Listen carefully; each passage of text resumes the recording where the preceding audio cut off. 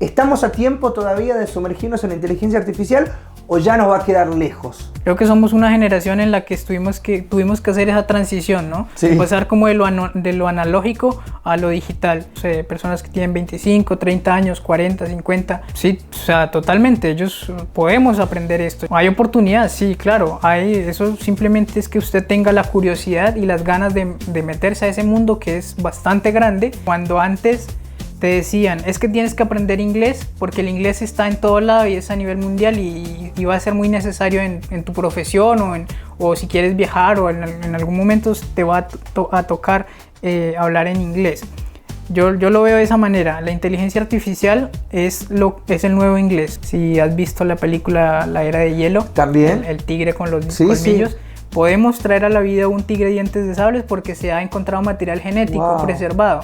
Pero dime, ¿dónde lo vas a meter y qué va a pasar con las especies que habitan el lugar donde lo pones? Porque era un depredador. Entonces la pregunta ética es, si nosotros causamos la extinción de una especie, como el mamut y otras especies que se pueden extinguir y traer a la vida, ¿debemos contribuir a que esas especies vuelvan a la vida o no? Cuando usted siente menos 40, usted está en su casa normal, se pone sus abrigos y sale a la calle. El primer choque que usted tiene es pues obviamente su cara. Esa primera reacción de su cara es como de contraerse todo. Entonces sus mejillas se contraen de una para poder asimilar el frío que está haciendo. El frío y el viento te parte las mejillas, te parte los labios si no tienes una protección. Es muy intenso. O sea, si tú no utilizas protección en tus labios, te los parte y vas a estar sangrando. Me preguntan qué ciudad te parece la mejor de Rusia. Yo diría que Krasnoyarsk es una de ellas. Y recuerdo mucho la primera vez que vi la Plaza Roja. Fue una sensación como de alegría, pero una alegría que te dan ganas de llorar. Fue un momento lleno de muchas emociones.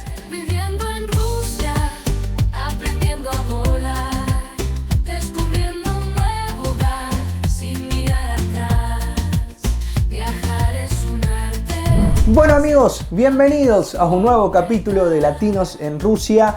Hoy otra vez tierra colombiana, acá en este lindo podcast volvemos. Estuvimos parados un tiempo, pero se vienen más entrevistas y ahora no más palabras. Lo presento a él, que es un amigo colombiano. Se llama David Arteaga, así que es un placer presentarlo. David, bienvenido. Muchas gracias por la invitación y es un placer estar aquí contigo y con todos nuestros colegas y amigos de todo el mundo. Siempre la charla es un país exótico para nosotros los latinoamericanos pensar en Rusia como modo de vida. Sin embargo, me decías que crees que tu vida estaba hecha para vivir en Rusia. Contame cómo nace ese amor por Rusia y cómo terminas acá. La historia con Rusia inicia básicamente desde mi niñez. En algún momento en la escuela, alguna profesora nos daba muchas clases acerca de la historia rusa. Sí.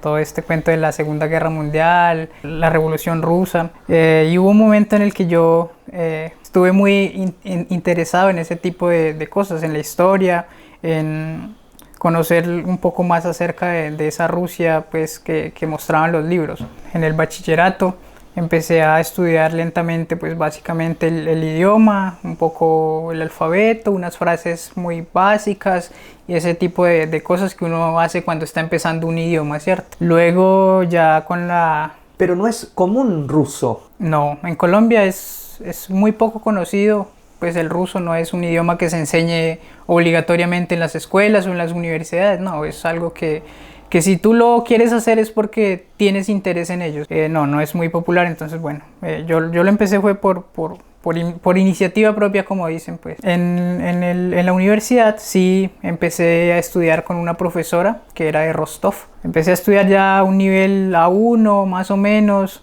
frases pues que utiliza uno a nivel principiante. Claro, como hasta las cosas básicas. Sí.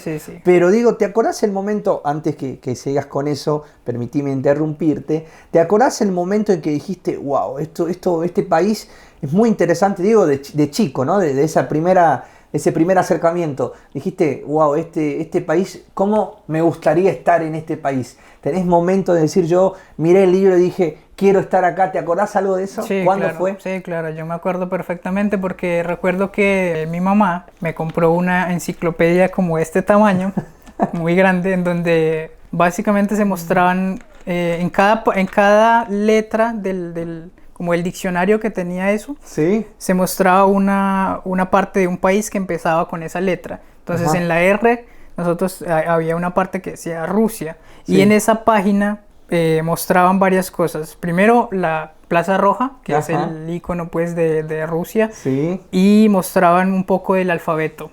Entonces cuando yo vi ese alfabeto, que pues a primera vista espanta, porque pues es un alfabeto que tú no lo entiendes, lo ves como jeroglíficos y no lo entiendes. Entonces me intrigó mucho ese alfabeto y yo dije, quiero como entender qué es esto. ¿Qué pasa ahí? Sí, qué pasa ahí, qué es esto. Pues uno de niño es muy curioso, ¿no? Entonces ese fue el momento en el que yo dije, me gusta este país y quiero empezar a entender más y a conocer un poco más acerca de Rusia. ¿Cuántos años tenías? Tenía 14, 15 años. Adolescente. Sí, sí. En plena época de mucha curiosidad. Sí, exacto. Entonces uno empieza... Y ahí empezó tu acercamiento con Rusia. Sí, desde ese momento empezó como empiezo a acercarme un poco más al país, a su historia, a la cultura. Y recuerdo mucho que empecé a escuchar una banda rusa de rock. Obviamente no entendía absolutamente nada, pero hasta el día de hoy la escucho. Pues no sé si son muy populares en Rusia, pero sí. ¿No es Kino? No es el grupo Kino, perdón. Es una banda que se llama Slot. Slot. Sí, es como de rock punk más o menos. Ah, mirá. Entonces empecé con una canción que se llama Daska. En ese momento no sabía que era Daska, ahora sé que es tablero. Bueno, pizarra. Pues, pizarra. Entonces esa fue la primera canción que yo escuché, yo me acuerdo mucho de esa canción. ¿Y qué te decían tus amigos o tu gente cercana? Porque a los 14 años podría cualquier persona pensar que estabas cercana al fútbol, como latinoamericanos que somos amantes de los deportes, el fútbol, la música colombiana, no sé. Pero no, vos... Idioma ruso, ¿qué te decían tus amigos, tu gente? Básicamente que estaba loco porque pues, por ejemplo, yo recuerdo mucho y constantemente, no sé si tienes Facebook, pero Facebook te envía como notificaciones de las posts de hace muchos años. Entonces, constantemente me llegan notificaciones de que en este día, hace 10 años, hiciste un post. En el post estaba escrito algo en ruso. Mira vos. Y mis amigos pues hacían como comentarios tipo, este está medio corrido de la teja. O a veces yo, eso ya era en la universidad, en las clases yo no escribía en español, sino que escribía muchas cosas las escribía en cirílico.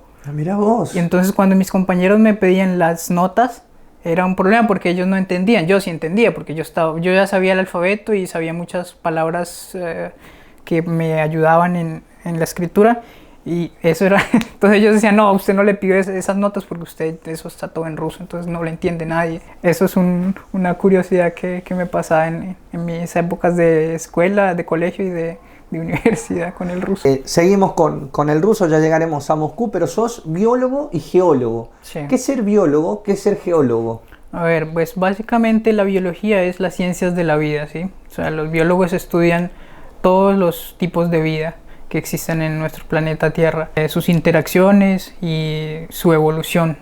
Entonces, la geología, por otro lado, es la ciencia que estudia la Tierra, también su historia, su evolución, su desarrollo hacia futuro, y básicamente en Latinoamérica también está enfocada un poco a explotar esos recursos naturales que tenemos a disposición, ¿sí? Entonces, minerales, petróleo, gas, todo ese tipo de recursos. En Argentina tenemos mucha exploración bueno, ahora el tema del litio está siendo muy famoso, pero siempre lo primero que pienso son los dinosaurios que hay en la Antártida Argentina. Sí. ¿Tiene mucha relación con eso? Sí, claro. ¿O no? Sí. ¿Te llamó la atención Argentina por eso? ¿Sabías de esos casos en Argentina que hay muchos descubrimientos? Hace no mucho tiempo volvieron a aparecer un resto de dinosaurios que te conecta algo con mi país o no? Sí, claro. Hay un dinosaurio, un brontosaurio que es muy popular y muy famoso en Argentina. Se llama argentinosaurio. ¡Tenemos dinosaurios también los argentinos! Sí. Claro, la biología y la geología en esa parte, Mirá. esa parte que estudia los dinosaurios se llama paleontología. Claro. Y Argentina es un nido de paleontólogos. Mirá porque vos. pues esa región es muy bendecida por ese tipo de yacimientos. Hay dinosaurios, hay otros tipos de fósiles que son únicos en el mundo y están en Argentina, y eso es un lugar que para todo biólogo, para todo geólogo es un imán. Sí, un imán muy importante. ¿Tuviste la posibilidad de conocer o no? No, desafortunadamente no. ¿Te gustaría? No tuve, claro, sí, es para todo científico interesado por las ciencias de la vida y por la evolución sobre todo, es importante ver esos restos fósiles de hace miles de millones de años. Te puedo hacer una pregunta que puede ser una verdadera estupidez o no, pero uno vio Jurassic Park, ¿verdad? Y sueña, no sé si sueña, es una locura soñarlo, porque además la misma película te muestra que es una catástrofe o es las consecuencias pueden ser muy trágicas. Esto de que de un mosquito nace un dinosaurio, ¿puede ser real eso o es una meramente ficción? ¿O crees que eso puede llegar a pasar o no? Eso es una pregunta bastante interesante y tengo una respuesta para ello, porque en algún momento estuve interesado en lo que se llama la paleobiología o biología antigua. ¿Sí? Con respecto a Jurassic Park, resucitar un dinosaurio, revivir un dinosaurio es algo imposible. En este momento es algo imposible. Primero, ¿por qué? Porque el ADN de los dinosaurios es demasiado antiguo y no está conservado. Es decir, que cuando tú encuentras un fósil de dinosaurio, el material que encuentras ya es 100% roca, 100% mineral. Ajá. Dentro no hay ningún material biológico que puedas utilizar para extraer el ADN. Como se ve en la película. Como se ve en la película. Exacto. Entonces, traer a la vida un dinosaurio es imposible. Pero hay un grupo de investigadores dirigidos por el sueco que te digo y otra profesora investigadora de la Universidad de California, Beth Shapiro se llama ella, que trabaja mucho con ADN antiguo de mamuts. Y ellos tienen el proyecto que se llama, el proyecto es revivir o traer a la vida o clonar un mamut. Ok. Entonces... Pero ¿qué diferencia hay entre un dinosaurio y un mamut? Los dos son antiguos, pero hay mucha diferencia de época de vida, digamos, los años en que vivió un mamut y los años en que vivió un dinosaurio. Sí, hay demasiados millones de años entre ellos. Los dinosaurios vivieron hasta más o menos 65 millones de años y los mamuts hasta hace más o menos 1 o 2 millones de años ya cerca, pues en conjunto con los humanos, ¿sí? Con los humanos, claro, compartieron vida. Exacto. Y lo importante y la diferencia entre ellos es que sí podemos conseguir material genético de mamuts. ¿Por qué? Porque ellos vivieron en ambientes muy específicos como la parte norte de Siberia. Ajá. Donde, Rusia. Sí, Rusia. Rusia es un lugar, si quieres te puedo hablar de eso más adelante, pero ellos vivieron en lugares muy específicos donde una vez que ellos morían, el cuerpo quedaba congelado y eso hace que el material que esté dentro de huesos o incluso sangre se preserve. Y se ha podido extraer material genético de mamuts para hacer reconstrucción del ADN de un mamut, por ejemplo. Ahora, de todo esto a que suceda, ¿qué hay que esperar? ¿Cuándo puede pasar? ¿Cuándo vamos a ver un mamut de vuelta en esta época? Esa pregunta tiene varias respuestas y una de ellas es la ética. La ética y la moral, eso te iba a preguntar. ¿De qué depende? Depende de varios factores. Uno de los factores que más influye es si nosotros debemos traer a la vida un animal que se extinguió por causas probablemente naturales y probablemente no tan naturales, porque fue el humano quien tuvo una gran incidencia en la extinción de ellos. Entonces la pregunta ética es: si nosotros causamos la extinción de una especie como el mamut y otras especies que se pueden extinguir y traer a la vida, ¿debemos contribuir a que esas especies vuelvan a la vida o no? Y la segunda pregunta es, una vez las traigamos a la vida, ¿qué va a pasar con esas especies? Porque el ecosistema en el que ellos vivían era muy distinto al ecosistema que tenemos en este momento. Y puede que eso sea un problema muy grande, porque pues imagínate ahora traes un mamut, ¿dónde lo vas a poner? Claro. ¿De qué se va a alimentar si las estepas en las que vivían están prácticamente reducidas a franjas? No tiene como un sentido. Y hay otros ejemplos, por ejemplo con el tigre dientes de sable. Si has visto la película La Era de Hielo, también el tigre con los colmillos. Sí.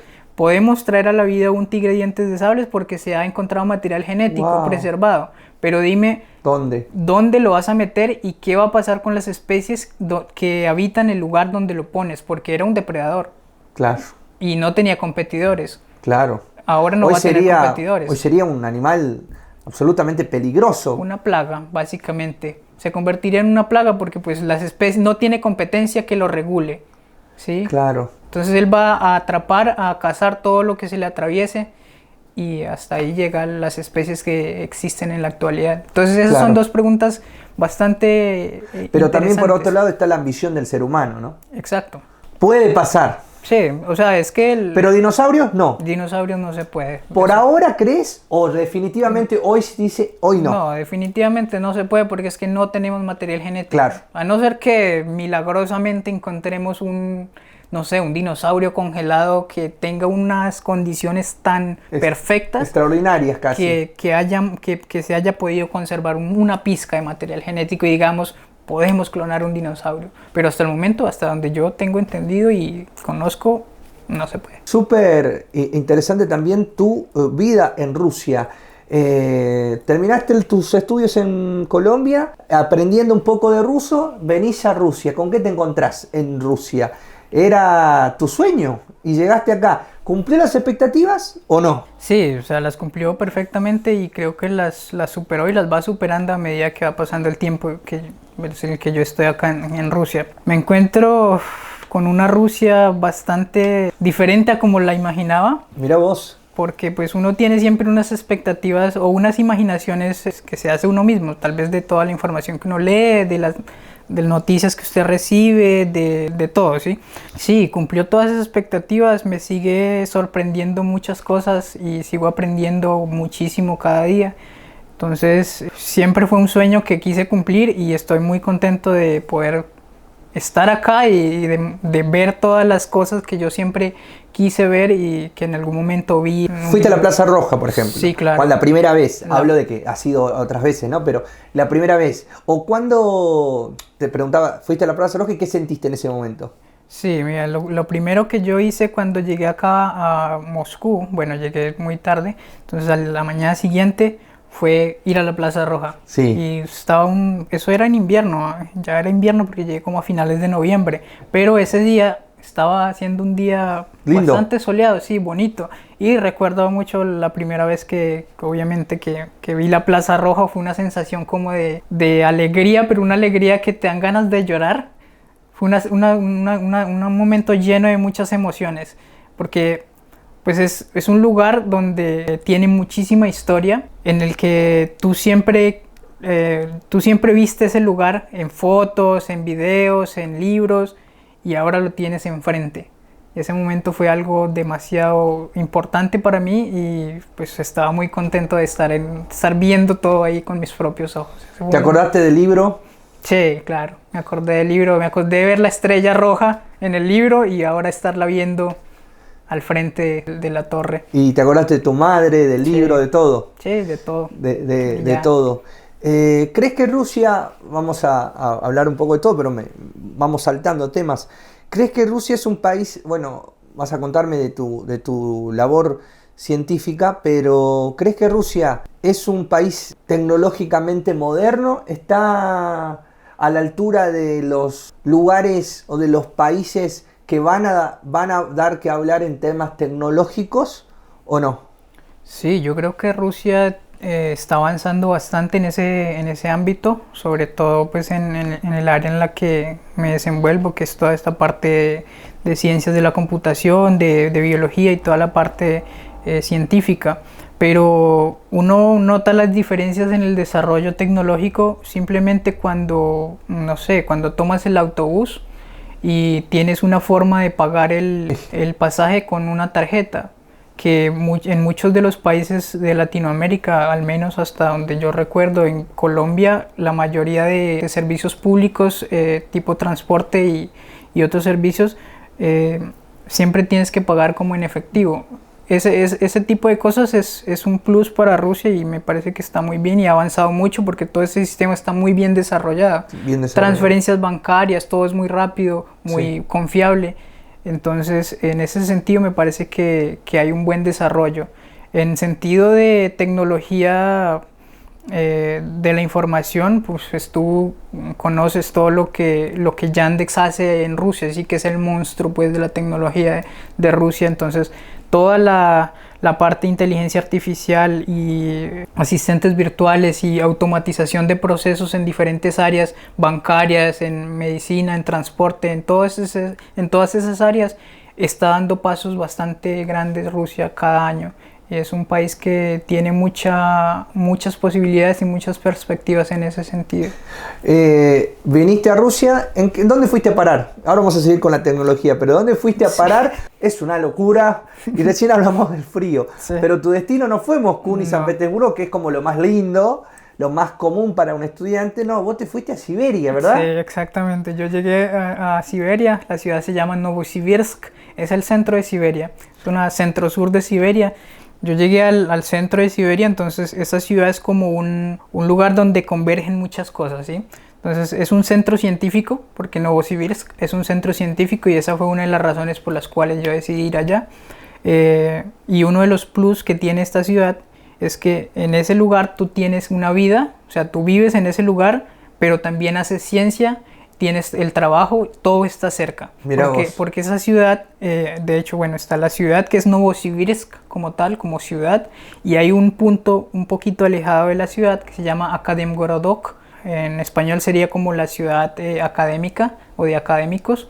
Esa ciudad es donde está la universidad donde yo estudié, están una cantidad de institutos científicos que hacen ciencia y todo está cerca. O sea, tienes supermercados, dormitorios, todo está cerca para que tú simplemente te dediques a estudiar y a hacer ciencia y ya. Mira, ¿y cuánta gente vive en esa ciudad y en la región de Siberia? ¿Cómo es? En la ciudad, Novosibirsk es una ciudad bastante grande comparada pues con los estándares rusos, tiene más o menos 1.200.000 de población en general. Hay otras ciudades grandes en Siberia, está por ejemplo Krasnoyarsk, un poco hacia más al oeste, eso es una ciudad también bastante grande, tiene más o menos creo que unos 800.000 habitantes y no se acerca al millón de habitantes también. Son ciudades que fueron inicialmente diseñadas para el trabajo, para la industria, pero que últimamente están creciendo y llevando a un desarrollo bastante bueno. Todos los años llevan un buen desarrollo, sobre todo pues, Novosibirsk en la parte científica, ¿no? Y Krasnoyarsk en la parte también turística y en el nivel de vida que tienen las personas. Es una ciudad muy bonita que es una de mis favoritas, de hecho. Si me preguntan qué ciudad te parece la mejor de Rusia, yo diría que Krasnoyarsk es una de ellas.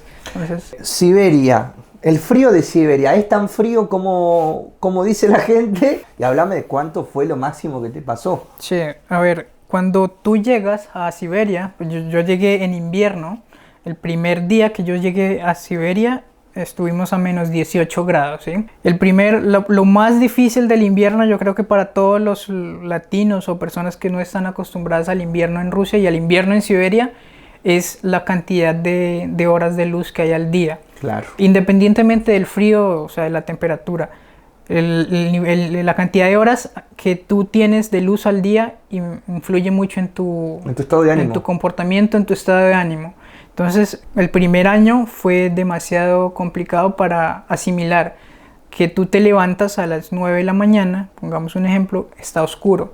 Sí. Sales a la universidad, haces tus cosas, trabajas hasta las 5 o 6 de la tarde, sales de la universidad y está oscuro. No ves la luz del sol, entonces eso te afecta bastante tu estado de ánimo.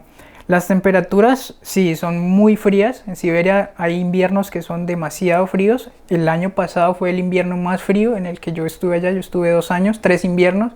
El más frío fue el año pasado, estuvimos a menos 40 grados, básicamente una semana con esas temperaturas, menos 35, ¿Qué menos es menos 40? 40 para que se entienda? ¿Cómo se siente menos 40 grados? Es muy difícil explicar porque eso lo tienes que vivir. Por ejemplo, uno cuando está en Latinoamérica, cuando no vive en un país donde hay invierno, como en Colombia, uno no tiene esa concepción de qué es sentir una temperatura por debajo de 0 grados. Claro. ¿Sí? Entonces, cuando usted siente menos 40, usted está en su casa normal, se pone sus abrigos y sale a la calle. El primer choque que usted tiene es pues obviamente su cara y esa primera reacción de su cara es como de contraerse todo. Entonces sus mejillas se contraen de una para poder asimilar el frío que está haciendo. Obviamente el frío y el viento te parte las mejillas, te parte los labios si no tienes una protección. Es muy intenso. O sea, si tú no utilizas protección en tus labios, te los parte y vas a estar sangrando. Eso pasa. La nariz, las fosas nasales también se te parten porque el aire que entra es demasiado frío, entonces el tejido que está por dentro cubriendo tu nariz se va partiendo y constantemente te va sangrando la nariz. ¿Y cuánto tiempo puede estar afuera sin guantes y sin gorro en Siberia? Sin guantes y sin gorro y sin chamarra tú puedes estar 10 minutos y ya empiezas a sentir. Lo primero que se te van a congelar son los dedos y a sentir el dolor de que se te están inflamando y congelando. Es muy intenso. Tú no puedes tener el celular así más de 5 minutos a esa temperatura, no, a menos 25, menos 30 no lo puedes sostener de esta manera porque te duelen los dedos. Empieza todo como si estuvieran, yo lo sentía como si me estuvieran poniendo agujas por la yema de los dedos. Esa sensación es la que uno siente cuando está a esas temperaturas sin guantes. Y la cabeza, si tú no tienes un gorro, te va a dar un dolor de cabeza, una jaqueca tremenda, porque es que es terrible. Es tu cerebro que está tratando de que no se congele. Y qué locura, difícil. ¿No? Qué locura. Esa es la parte mala, es la parte del frío. Sí. Ahora, ¿qué tiene de lindo? El paisaje me dijeron que es hermoso. ¿Qué encontraste de lindo estéticamente, si querés decirlo, en Siberia? Sí, Siberia es un lugar con una naturaleza increíble. O sea, el invierno, a pesar de que es muy frío, te encuentras unos paisajes de película, de ¿cómo se llama eso? De cuadros. De cuadros, sí. Entonces, tú sales... De postales, sí. Tú sales... o abres la ventana, o bueno, las cortinas, porque no puedes abrir la ventana porque se te van a congelar todo. Abres tu cortina y ves todo blanco, prístino, muy bonito, todos esos bosques de pinos, de abedules congelados, muy bonitos. Y yo afortunadamente tuve la posibilidad de visitar uno de los lugares de Rusia y del mundo muy, muy bonitos. Es el lago Baikal y fuimos en invierno. Ver el lago Baikal en invierno es una maravilla. O sea, tú puedes caminar, patinar e incluso ir por el lago Baikal en carro con el lago Baikal congelado. Es una de las maravillas que yo recomendaría a todas las personas que si algún día quieren venir a Rusia y visitar lugares maravillosos de Rusia, visiten el lago Baikal, que es un lugar brutal. Ya sea en invierno o en verano, como está sea. En Siberia. Está en Irkutsk, en Siberia, que hace parte todavía de Siberia, porque Siberia es enorme. O sea, el lago Baikal es el lago más profundo del mundo y uno de los más grandes. Entonces ya tú te puedes imaginar el frío que hace para que el lago más profundo del mundo se congele hasta 2 metros de espesor. Wow. Y tú puedas meter un carro por el... Pero un carro, me estás hablando de un auto, ¿no? Un auto, sí, un auto. ¿En el propio lago? Sí, sobre el lago. O sea, está todo el lago congelado y tú desde la orilla del lago pasas con un carro y te vas así hasta el medio del lago, que hay una isla, bueno, a una esquina del lago hay una isla que se llama la isla de Olhón. Llegas en carro. O hay unos botes que son como unos flotadores. Entonces ellos tienen unos flotadores en la parte inferior y con los motores se deslizan. ¿Y se puede cavar y encontrar algo abajo? ¿Peces? Sí, claro. Ellos hacen, de hecho, hay actividades de pesca en donde hacen un orificio con un taladro y meten como el anzuelo. ¿Y salen peces? Sí, claro, ahí salen peces. ¿Ahí hay vida? Sí, hay mucha vida. ¿Pero bajo cero? Sí, Claro, porque es que la primera capa se congela, la primera capa de 2-3 metros se congela, pero por debajo, o sea, el lago Baikal tiene en su parte más profunda tiene creo que más de 2000 metros de profundidad, si no estoy mal, cerca de 2000 metros de profundidad, entonces no se va a congelar todo. Pero viven ciertos animales por el frío, ¿verdad? Sí, claro. No es lo mismo que el Océano Pacífico. No. Con otros animales. Claro, acá son animales que están adaptados a ese estilo de vida, a ese ecosistema. ¿Y qué encontrás ahí abajo? No, peces, la mayoría de peces. Y hay otros animalitos que son muy populares en Irkutsk y en el lago Baikal, que son las focas, unas focas.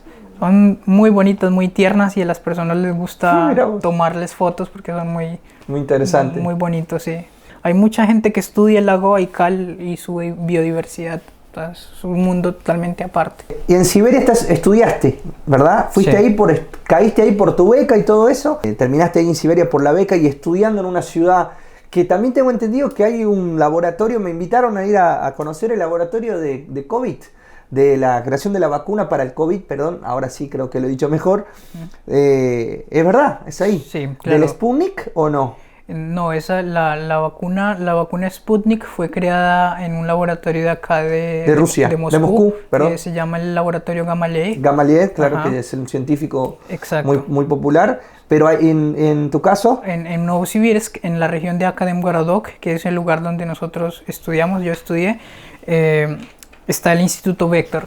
Ajá. Que es el instituto que desarrolló una de las vacunas, que no me acuerdo cuál es el nombre en este momento, pero sí, es un instituto muy popular en Rusia y en el mundo, muy respetado, donde se llevan a cabo experimentos que son ultra secretos. De hecho, cuando tú vas a esa área, ese lugar es cerrado. Empezando por eso, el lugar es cerrado, no puedes ingresar. Si nosotros como estudiantes extranjeros no podemos trabajar ahí, no podemos ingresar a hacer prácticas, nada, porque es un lugar donde se llevan estudios demasiado importantes para Rusia y para el mundo.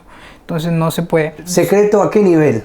Secreto a nivel muy, muy alto, porque tú no puedes, caminando por la región, no puedes tomar fotografías, no puedes hacer absolutamente nada. Solo puedes caminar, pero no puedes tomar fotografías. Me da miedo eso, como que es muy secreto. Es muy soviético, sí, es muy soviético el lugar. Entonces sí, es bastante... ¿Pero se conoce o se habla o se sabe de qué estudios hacen allí? O nada, es tan misterioso que no se conoce. No, sí, hay cosas que se conocen, obviamente, porque el instituto tiene convenio por ejemplo, con universidades rusas, entonces todas las investigaciones que se hacen y son pues de conocimiento público se divulgan en conferencias, en artículos. Ajá. Pero hay experimentos y investigaciones que son demasiado importantes para Rusia. Mira como vos. Gobierno, como por ejemplo, ¿puede haber un ejemplo? ¿Me puedes dar un ejemplo o no? Claro, con el COVID o con el COVID. Básicamente muchos se preguntan, bueno, ¿por qué Rusia fue uno de los primeros países en desarrollar una vacuna contra este virus si el virus fue una cepa totalmente nueva? ¿Sí? Claro. Resulta que en ese laboratorio ellos ya tenían unas cepas de este virus que se habían presentado en tiempos anteriores, ¿sí? Porque el virus va mutando. Claro. Como la cepa que tuvimos en esta última pandemia, pero anteriormente hubo varias cepas de ese virus, entonces ellos tenían ya unas cepas y estuvieron investigando y estaban investigando sobre ese virus, sobre la capacidad que tenía el virus de infectar a las personas y en una posible vacuna. Por eso fue que ellos ya tenían como el material bastante conocido, bastante entendido para poder decir, denos tanto tiempo y podemos generar una vacuna que contrarreste los efectos del virus. Ellos ya sabían, o sea, ya estaban trabajando en ellos independientemente de si había pandemia. Eso era secreto, nadie lo sabía. ¿El Instituto? Vector. Instituto Vector. Uh-huh. ¿Y eso es en Siberia? Eso es en Siberia, sí. O sea que Siberia tiene un rol importante de la ciencia para Rusia. Siberia Novosibirsk en específico es un centro científico de Rusia muy respetado y esa fue una de las razones por las que yo decidí ir a estudiar allá, porque era un lugar con renombre y bastante importante para Rusia. Hay otras ciudades también con universidades muy importantes en Rusia que están dentro del top, que es por ejemplo la ciudad de Tomsk. Tiene una universidad que es el Politécnico de Tomsk, sí. Que es muy, muy bueno en ingeniería, en tecnologías. Entonces, Siberia es un lugar que usted a primera vista dice, no, pues es Siberia, ya no hay nada. pero pues está centros de tecnología y de innovación. Vamos a hacer una pequeña pausa para jugar un poco, porque este podcast también tiene algo más entretenido. Tengo acá en mi teléfono, te vamos a hacer unas preguntas, no muy personales, no te preocupes, pero vos como amante de la cultura rusa, de la vida rusa, viviendo en Rusia, supongo que no se te va a complicar tanto. Son 10. Vamos a ver. Ping-pong. Vamos a darle rápido. Vale. Producto que usaban los zares para tomar té y hoy se usan, pero son bastante caros. Samovar. Muy bien, excelente. La 2. La Gran Catedral Cristo Salvador, que está en Moscú, cuando fue derribada por la Unión Soviética, construyeron otra cosa allí. Una piscina. Tenía opciones, no me dejaste ni las opciones. Una piscina. Muy bien, una piscina. Es una historia muy interesante, pero bueno, por la Unión Soviética no le gustaba la religión. Ya lo sabemos ambos, y los amantes de este podcast seguramente también. Tercera pregunta. ¿Cómo se le llama a la ciudad más fría de Rusia? Yakutsk. Yakutsk, muy bien. ¿Te estamos hablando, no? La comida rusa, sirniki, ¿es dulce o salada? Es dulce. ¡Dulce! Sí, claro. ¿Te gusta o no? Es una de mis favoritas, claro. Sirniki es lo más parecido que tenemos a las arepas colombianas boyacenses. Ajá. Entonces ¿Te gusta? De mis favoritas. Es rica, ¿no? ¿Con qué la comes? Generalmente con algo dulce ahí, un rojito. ¿Cómo se llama? ¿Cereza? No, el de leche, que es de leche. ¿La smetana? No. Crema de leche, no sé. Crema de leche, sí. Como con una crema de leche blanca. Leche condensada. Leche condensada sería para nosotros. Sí. Bueno, en el tren el otro día me dieron sirniki, cuando venía en el tren, sirniki con decía malacó y no sé qué más abajo, supongo que era como eso. Sí. Una crema, como un dulce de leche blanco. Algo así, ¿no? Sí, sirniki entonces, muy bien, no nos distraigamos. ¿Qué año murió Mikhail Gorbachev? ¿Sí? Expresidente ruso. ¿Hay opciones? Sí, hay opciones. 30 de agosto del 2022, 30 de agosto del 2015, 30 de agosto del 2020. Y eso sí está difícil, ¿eh? No recuerdo haber leído algo sobre la muerte de Gorbachev. Vamos a decir en 2020. No, 2022. Fue hace poco, no me enteré. Yo también me enteré por Lorena, por nuestra querida Lorena también, que hace podcast en este canal, así que es la genia. Ella va a hacer un video sobre el Día de Rusia, y ahí habló de eso cuando grabamos y ahí me acordé. Así que hay una falla. Una falla. Pero era más difícil cuando son fechas. Seguimos. ¿Cómo se llama la famosa marca de autos? ¿Cuál de estas marcas de autos no es rusa? A ver. De autos, ¿no? Opel, Lada o Volga. La primera, Opel. Opel, sí. Lada y Volga es demasiado ruso y demasiado conocidas en Rusia. Es verdad, la otra es alemana. Sí. Así que bueno. Muy bien. Séptima. ¿Cuál es la capital de la República de Tataristán? Kazán. Kazán, muy bien. Excelente. Va muy bien, va muy bien. ¿Cuál de estos escritores vivió en San Petersburgo? ¿Tolstoy, Máximo Gorki o Pushkin? Alexander Pushkin. Pushkin, muy bien. Alexander Sergeyevich Pushkin. Excelente. Seguimos con la 9. ¿Cómo le decían al famoso arquero soviético que ganó el Balón de Oro, Lev Yashin? La araña negra. Sí, hay un hermoso mural en Sí. Muy lindo, excelente. Seguimos, la última. ¿Cuál es el nombre de la marca que reemplazó a McDonald's? Вкусная точка. Muy bien, excelente. Una sola erraste. Las fechas, sí, no. La fecha. Es muy difícil. Pero después todo, y creo que podría seguir y seguirías acertando. Bueno, David, háblame de algo que está hoy en día en la boca de todos, y además vos estás en eso por tu maestría, ¿verdad? Tu doctorado, perdón, que es la inteligencia artificial. Háblame de la inteligencia artificial y cuál es ¿qué estudias de inteligencia artificial en Rusia? Ok, bueno, sí, yo, para las personas que tal vez están interesadas, estoy haciendo el doctorado en Ciencias de la Computación, Inteligencia Artificial y Machine Learning. Bueno, no sé con qué empezamos con respecto a la inteligencia artificial. Obviamente es un tema que muchos conocen y porque es muy popular en la actualidad, que está abarcando muchos campos de nuestra vida cotidiana, ¿cierto? Entonces, es algo que sin duda, queramos o no, tenemos que ir aprendiendo a asimilar y a entender poco a poco. Es como, yo siempre lo veo de esta manera, es como cuando antes te decían, es que tienes que aprender inglés porque el inglés está en todo lado y es a nivel mundial y va a ser muy necesario en tu profesión o si quieres viajar o en algún momento te va a tocar hablar en inglés. Yo lo veo de esa manera. La inteligencia artificial es el nuevo inglés. Tú tienes que saber al menos la base de lo que ese mundo implica para que en el futuro no vayas a tener problemas en comprender en cómo está funcionando el mundo en ese momento, porque está abarcando muchas áreas, desde lo que tienes en tu teléfono hasta, no sé, el transporte, básicamente todo lo que te puedas imaginar podemos aplicar inteligencia artificial. Con respecto a la investigación que yo estoy haciendo, aplico inteligencia artificial y modelos de Machine Learning para la investigación de proteínas. Material, como podemos llamarlo, material genético. Lo que yo en mi investigación básicamente es, quiero entrenar varios modelos o un modelo que me funcione perfectamente, que me permita saber si una proteína en seres humanos, por ejemplo, va a interactuar con otra proteína. ¿Por qué es importante saber si dos proteínas interactúan o no? Porque las proteínas son el elemento o la molécula más importante por ejemplo, en transmisión de enfermedades, por ejemplo, con un virus. Pongamos el ejemplo. Tú tienes el virus de un coronavirus que te va a infectar.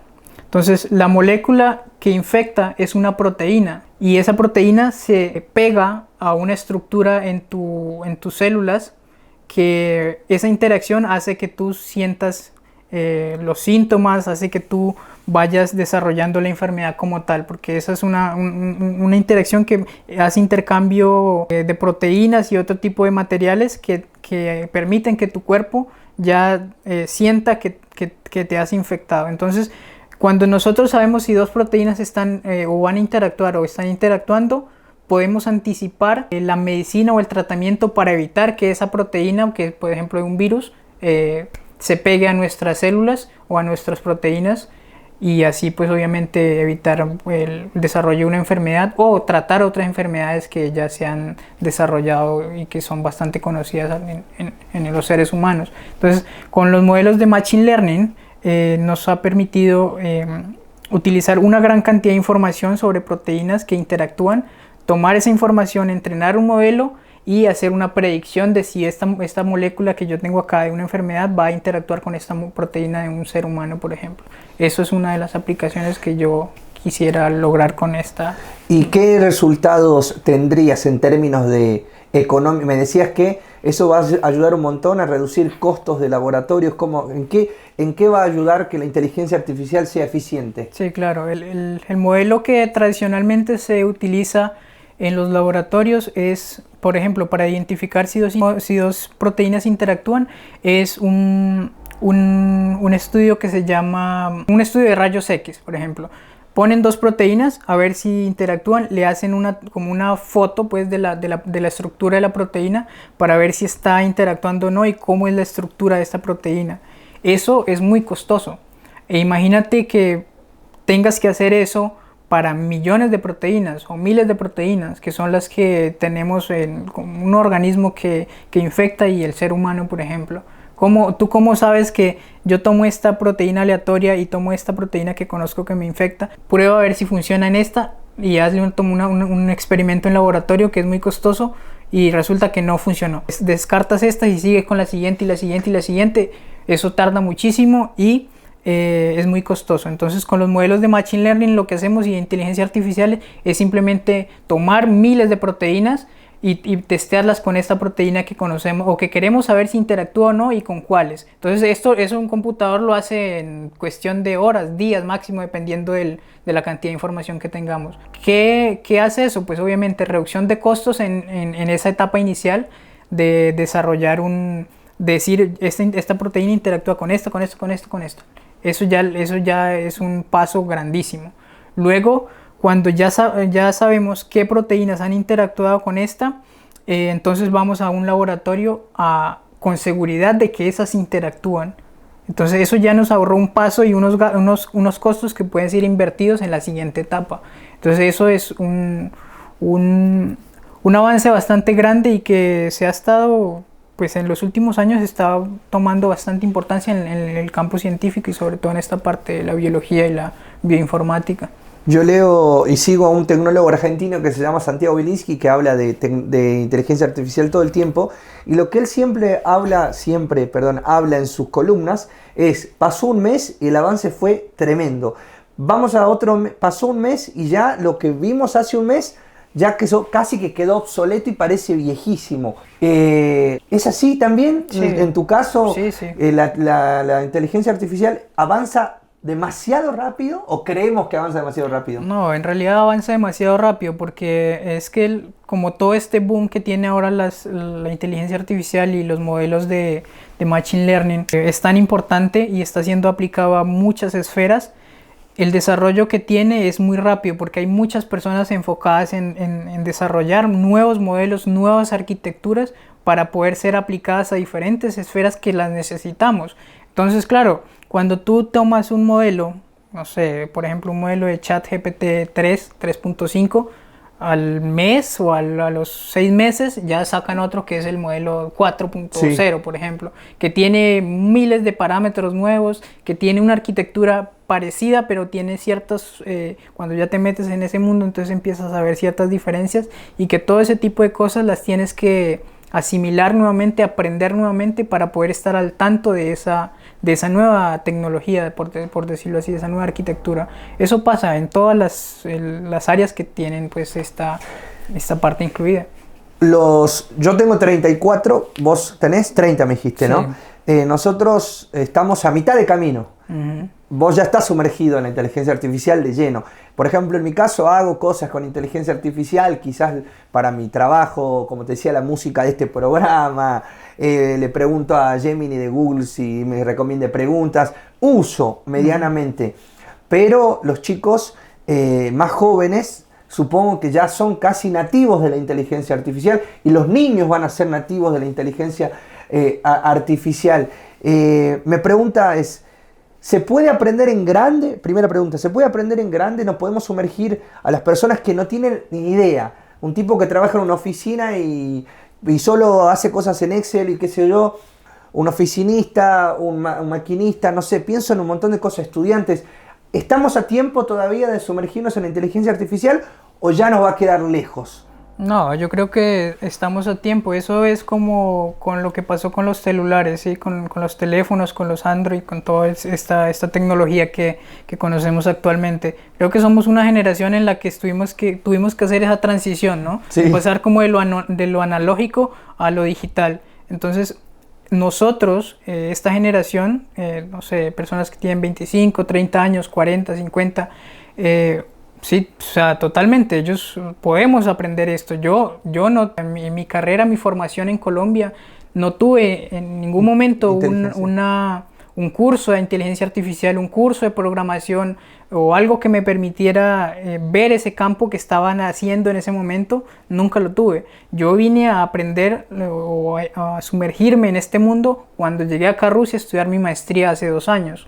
¿Sí? Entonces, ¿hay oportunidad? Sí, claro, eso simplemente es que usted tenga la curiosidad y las ganas de meterse a ese mundo que es bastante grande, bastante complejo, pero que si están todas las ganas, si usted tiene todas las ganas, usted simplemente ¿Se necesita dinero para aprender inteligencia artificial? No se necesita dinero. Hay muchísimo material en YouTube, muchísimo material en Internet que es totalmente gratis y que puede ser demasiado útil para que usted aprenda inteligencia artificial, a programar, a todo lo que usted quiera.